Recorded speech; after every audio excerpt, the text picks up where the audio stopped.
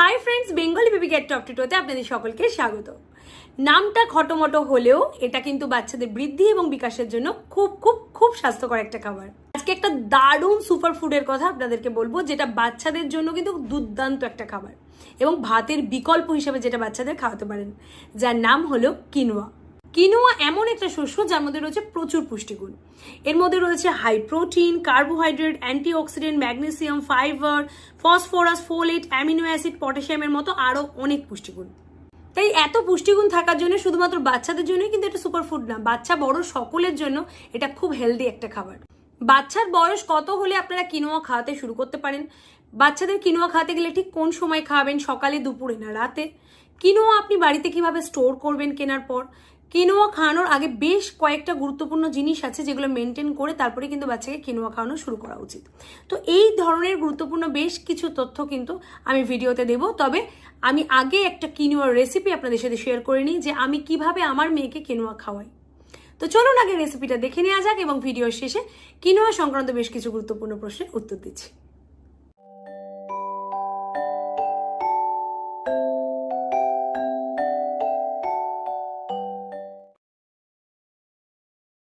আজকের রেসিপির মূল উপকরণ হলো কিনোয়া। আমি মার্কেট থেকে এই ব্র্যান্ডের কিনোয়াটা এবার কিনে এনেছি। আপনারা মার্কেট থেকে যে কোনো ভালো ব্র্যান্ডের কিনোয়া কিনে আনলেই হবে। এটা 500 গ্রামের একটা প্যাকেট আমার কাছে দাম নিয়েছে 280 টাকা। যারা নতুন বাড়িতে কিনোয়া রান্না করছেন তাদের জন্য আমি দামের আইডিয়াটা দিলাম এবং প্যাকেটটাও দেখিয়ে দিলাম। একদম ছোট বাচ্চাদের যদি কিনোয়াটা রান্না করে খাওয়াতে চান তাহলে একদম ভাতের মতো করে, যেমন ভাত রান্না করি সেদ্ধ করে, সেই রকমই ভাতের মতো করে রান্না করে খাওয়াবেন। কোনো তেল, মশলা, নুন, মিষ্টি কিচ্ছু ব্যবহার করবেন না, জাস্ট সেদ্ধ করে খাওয়াবেন। আর যারা একটু বড় বাচ্চা তাদের জন্য কিনোয়ার অনেক রকমের রেসিপি হয়, তার মধ্যে আজকে আমি একটা রেসিপি দেখাবো, তার নাম হলো কিনোয়ার উপমা রেসিপি। এটা আমি খেতে খুব পছন্দ করে এবং আমরাও খেতে খুব পছন্দ করি, তাই আপনাদেরও বলবো একবার এই রেসিপিটা ট্রাই করে দেখতে পারেন। একদম প্রথমেই যেটা বলবো সেটা হলো কিনোয়া রান্না করার আগে কিন্তু অবশ্যই পরিমাণটা বুঝে নেবেন, কারণ কিনোয়া রান্না করার পর কিন্তু পরিমাণে অনেকটা বেড়ে যায়। আমি যেমন এই ছোট কাপের 2 কাপ নিচ্ছি, এটাতে আমি মেয়ে দুজনেই খাবো। তো আপনারাও আপনাদের যতটা লাগবে সেই বুঝে নেবেন। কিনোয়া যখনই নেবেন অবশ্যই বলবো নির্দিষ্ট একটা কাপে মেপে নেবেন, তাহলে পরে জলের মাপটা দিতে সুবিধা হয়। এই কিনোয়ার সাথে জলের মাপটা পরে আমি বলছি কিরম অনুপাতে হবে। আগে যেটা বলবো সেটা হলো রান্না করার আগে কিনোয়াটা খুব ভালো করে ধুয়ে নেবেন। 3-4 বার জল বদলে বদলে ধুয়ে নেবেন, কারণ কিনোয়ার মধ্যে যে প্রাকৃতিক আবরণটা থাকে তার নাম হলো স্যাপোনিন। এই স্যাপোনিন নামক যে প্রাকৃতিক পদার্থটা থাকে সেটা কিন্তু ধুয়ে না নিলে রান্নার পর কিন্তু স্বাদটা রান্নার তেতো হয়ে যায়। তাই 3-4 বার করে খুব ভালো করে আমি ধুয়ে নিই এবং রান্না করার আগে আমি 30 মিনিট এটাকে জলে ভিজিয়ে রাখি। 30 মিনিট পর সেই ভিজিয়ে রাখা জলটা আগে আমি ফেলে দিই, তারপর সেটা দিয়ে রান্না করি। আপনারা রান্নাটা প্রেশার কুকার বা কড়াইতে করতে পারেন, কিন্তু আমি রান্নাটা আজকে করব রাইস কুকারে। আমি রিসেন্টলি 11 রয়্যাল রাইস কুকারটা নিয়েছি, তো এটাতে খুব ইজিলি সব রকম রান্না হয়ে যায়। খিচুড়ি, ভাত, সবজি, কিনোয়া সব রকম রান্না কিন্তু এটাতে খুব ঝটপট হয়ে যায়। 11 রয়্যাল রাইস কুকারের ডিটেলস ভিডিও এর আগে আমি আমার চ্যানেলে অলরেডি শেয়ার করেছি। যদি আপনারা এটা কিভাবে ব্যবহার করতে হয় জানতে চান বা এর সুবিধা কী কী আছে জানতে চান, তাহলে আমার সেই ভিডিওটা আপনারা দেখতে পারেন। আপনাদের সুবিধার জন্য আমি লিঙ্ক আমার ডেসক্রিপশন বক্সে এবং আই বাটনে শেয়ার করে দিচ্ছি। এই রাইস কুকারটার মধ্যে 5টা প্রিসেট মেনু রয়েছে, যার মধ্যে কিনোয়া কিন্তু একটা মেনু রয়েছে। আর প্রিসেট আছে বলে না আলাদা করে কোনো টাইম সেট করারও প্রয়োজন নেই, জাস্ট কিনোয়াটা প্রেস করে দাও, একদম নিশ্চিন্তে রান্নাটা হয়ে যাবে। তাই একদম ঝামেলা নেওয়ার কোনো দরকার নেই বলে আমি সবসময় এই রাইস কুকারটাতেই এটা করি। কিনোয়া রান্না করার জন্য আমার যে উপকরণগুলো লাগবে সেগুলো আমি একসাথে কেটে গুছিয়ে রেখে দিয়েছি এই দুটো থালায়। এই উপকরণগুলো রান্না করতে করতে একে একে আপনাদের বলে দিচ্ছি। এবার রাইস কুকার অন করে এর মধ্যে আমি স্টিম মোডটা অন করে দিচ্ছি, দিয়ে সাদা তেল দিচ্ছি 3 থেকে 4 টিস্পুন। আমার এখানে হিটটা বেশি লাগবে বলে আমি স্টিম মোড সিলেক্ট করেছি। যদি আপনাদের হিট কম লাগে সেক্ষেত্রে আপনারা সতে মোড সিলেক্ট করবেন। তো তেলটা গরম হওয়ার পর এর মধ্যে আমি সামান্য একটু হিং দিচ্ছি। আমি আগেই বলে রাখি হিংটা কিন্তু অপশনাল, এটাকে আপনারা স্কিপ করতেও পারেন। তারপর ফোড়নের সমস্ত জিনিসগুলো এর মধ্যে দেব শুকনো লঙ্কা, কালো সর্ষে, ছোলার ডাল, সাদা জিরে, কারি পাতা আর কুচানো আদা, কুচানো কাঁচা লঙ্কা। এগুলো একটু নেড়েচেড়ে নিয়ে এর মধ্যে দেব পেঁয়াজ কুচি। পেঁয়াজটা হালকা করে 2-3 মিনিট মতো একটু ভেজে নেব। হালকা একটু ভেজে নেওয়ার পর এবার আমি এর মধ্যে যেগুলো আমার পছন্দের সবজিগুলো কেটে রেখেছি সেগুলো দেব। আমি নিয়েছি এখানে গাজর, বিনস আর মটরশুঁটি। এখানে আপনারা মনে করলে আলু দিতে পারেন, ফুলকপি দিতে পারেন, ব্রকলি দিতে পারেন, সুইট কর্ন দিতে পারেন। আপনাদের পছন্দ মতো সবজি এর মধ্যে আপনারা অ্যাড করতে পারেন। এবার মোটামুটি কাঁচা গন্ধটা চলে যাওয়া অবধি কিন্তু এই সবজিগুলোকে একটু নেড়েচেড়ে নিতে হবে তেলে। এবার এর মধ্যে অ্যাড করব কিছুটা কাজু বাদাম। কাজু বাদাম দিলে কিন্তু এই উপমাটার আলাদা একটা টেস্টই চলে আসে। তারপরে এর মধ্যে স্বাদমতো নুন আর হলুদ দিয়ে এটাকে একটু ফ্রাই করে নেব।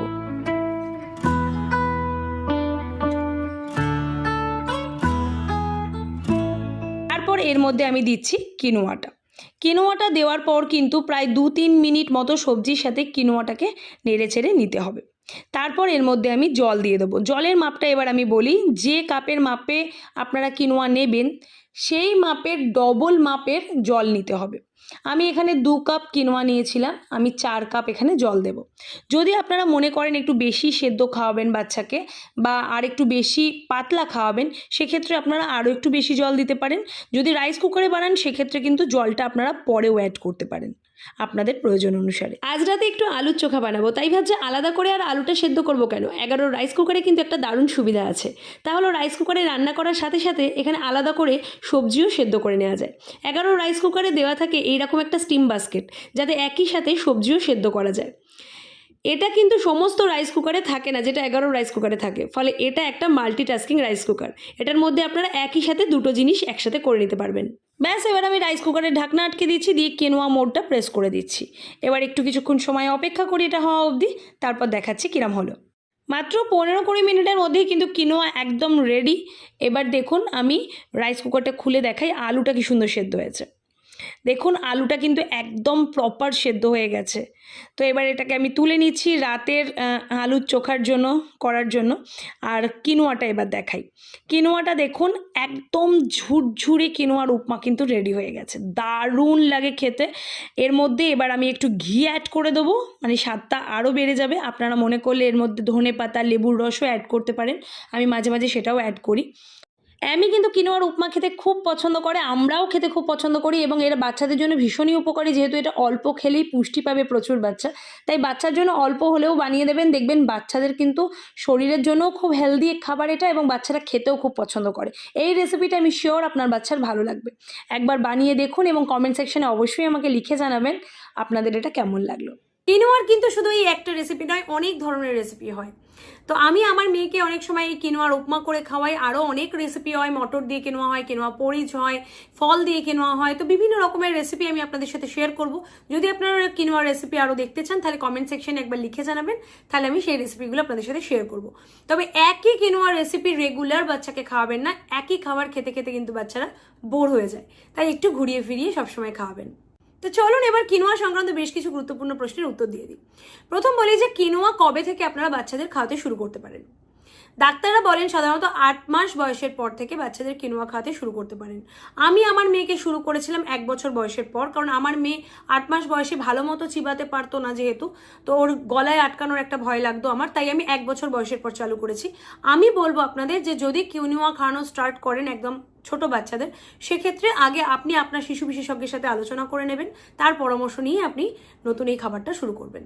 দ্বিতীয় বলি যে কিনোয়া তো খাওয়াবেন, কিন্তু কিনোয়া থেকে আপনার বাচ্চা কি পাবে যার জন্য আপনি বাচ্চাকে কিনোয়া খাওয়াবেন। দেখুন, প্রথমে একটা কথা আমি বলি যে কিনোয়া কিন্তু একটা বীজ, এটা কোনো শস্য না। এটা শস্যের মতো রান্না করা হয়, অন্যান্য শস্যের মতো ইউজ হয় বলে এটাকে আমরা শস্য বলি। এর মধ্যে রয়েছে প্রচুর পরিমাণে অ্যান্টিঅক্সিডেন্ট, যেটা মানবদেহের জন্য কিন্তু খুব প্রয়োজনীয়। এর মধ্যে রয়েছে কম কোলেস্ট্রল এবং হাই প্রোটিন। ডায়েটিশিয়ানরা বাচ্চাদের কিনোয়া খাওয়ার পরামর্শ দেন, কারণ অন্যান্য প্রোটিন সমৃদ্ধ খাবারের তুলনায় কিন্তু কম কোলেস্ট্রল থাকে এর মধ্যে। কিনোয়ার মধ্যে রয়েছে হাই ফাইবার, তাই জন্য এটা হজম করা কিন্তু খুব সহজ, এবং বাচ্চাদের কোষ্ঠকাঠিন্যের সমস্যা থাকলে সেটাও কিন্তু কমে যায়, এবং ডায়েটারি ফাইবার থাকার জন্য কিন্তু বাচ্চাদের পটিটাও নরম হয়। কিনোয়ার মধ্যে রয়েছে হাই প্রোটিন, যেটা বাচ্চাদের মাসেল গ্রোথ এবং ইমিউনিটিটাকে কিন্তু স্ট্রং করে। এতে প্রচুর পরিমাণে অ্যামিনো অ্যাসিড থাকায় বাচ্চাদের চুলের বৃদ্ধি এবং টিস্যু মেরামত করতে কিন্তু সাহায্য করে, এবং বাচ্চাদের শক্তিও যোগায়। এতে থাকা রিবোফ্লাভিন টিস্যুতে সংযোগ স্থাপনের কাজ করে, যা বাচ্চাদের ত্বককে পুনর্জীবিত করতেও সাহায্য করে। তাই এত কিছু হেলথ বেনিফিট আছে বলে ডাক্তাররা এবং ডায়েটিশিয়ানরা সকলেই কিন্তু বাচ্চাদের কিনোয়া খাওয়ানোর জন্য বলে থাকেন। নেক্সট বলি বাচ্চাদের কিনোয়া খাওয়ানোর আগে কি কি সতর্কতা অবলম্বন করবেন। কিনোয়া বাচ্চাদের খাওয়ানোর আগে বাচ্চাদের বড়দের যে কোনো সময় যদি আপনি কিনোয়া রান্না করেন, খুব ভালো করে আগে 3-4 বার ধুয়ে নেবেন। তাহলে কি হয়, কিনোয়ার যদি ডিরেক্ট রান্না করেন একটা তেতো ভাব হয়, 3-4 বার ধুয়ে নিলে সেই তেতো ভাবটা কিন্তু চলে যায়। এবং বাচ্চাদের কিনোয়া খাওয়ানোর আগে আমি বলবো অন্তত 30 মিনিট কিনোয়াটা ভিজিয়ে রাখবেন জলে। নেক্সট বলবো 1 বছর বয়সের আগে যদি বাচ্চাদের কিনোয়া রান্না করে খাওয়ান, তাহলে তার মধ্যে নুন বা চিনির ব্যবহার করবেন না।